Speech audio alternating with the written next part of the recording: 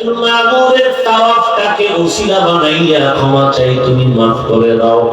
আর সাক্ষীটা ওই ঘর তাওয়াফ করিয়া দাও, লাব্বাইক আল্লাহুম্মা লাব্বাইক, এই আওয়াজ যারা দিবে জিবরাইল সাক্ষীটা ওদের জীবনের সব গুনাহ লাব্বাইকের দ্বারা মাফ করে দিব।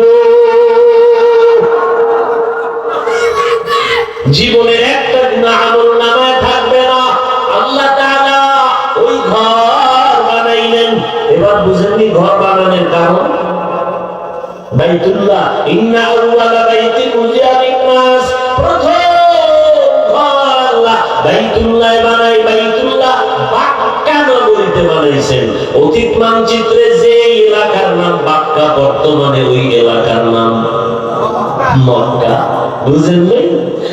যেই নগরীকে বলা হয়েছে মক্কা, ওই নগরীর বর্তমান নাম কি? মক্কা।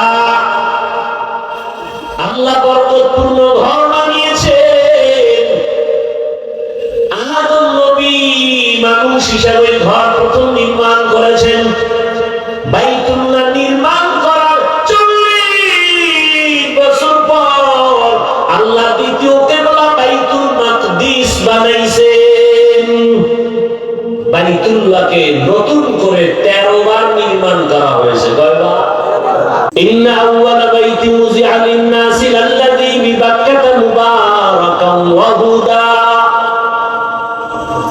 মুবারাকান ওয়া হুদাল লিল আলামিন।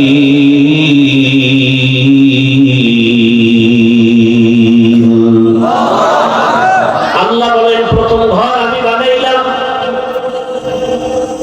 মানুষের জন্য, বাক্কা নগরীর ভেতরে। তার মানে অর্থ শেষ। এবার এটার ব্যাখ্যা শুনতে থাকি, অল্প বলবো, কারণ এটা 3-4 ঘন্টা বললেও শেষ হবে না। আমি যতটুকু মোতালা করে আসছি, লেখাপড়া করে আসছি, 3-4 ঘন্টা বললেও ধারাবাহিক এই শেষ হবে না। আল্লাহর কাবা ঘর কেমনে হলো এর প্রারম্ভিক কিছু ধারণা আমি আপনাদেরকে দিতে চাই, যতটুকু সম্ভব আপনাদের ধৈর্যের উপর, ইনশাআল্লাহ। আমরা যে মাটির মধ্যে বসে আছি, জমিনে, তার নাম পৃথিবী নামক গ্রহ।